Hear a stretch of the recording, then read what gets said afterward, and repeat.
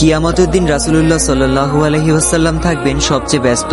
পুলসিরাত, মিজানের পাল্লা, হাউজে কাউসার একসাথে ছোটাছুটি করতে থাকবেন ইয়া উম্মতি বলে।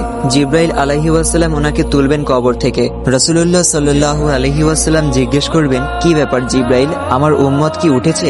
ওইদিকে আবার মুসা কালিমুল্লাহ আলাইহি ওয়াসাল্লাম আরশের খুঁটি ধরে আছেন আর বলছেন ইয়া নাফসি।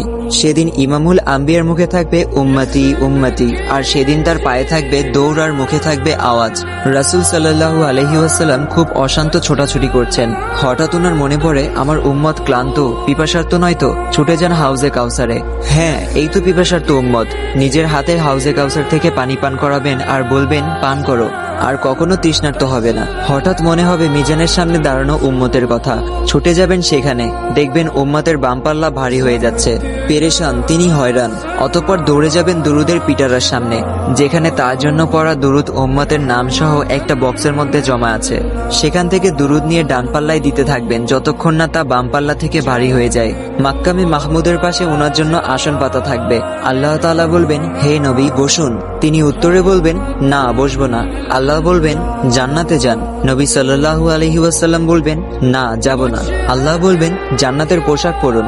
নবী সাল্লাল্লাহু আলাইহি ওয়াসাল্লাম বলবেন, না পরবো না। আল্লাহ বলবেন, বোরাকে উঠুন।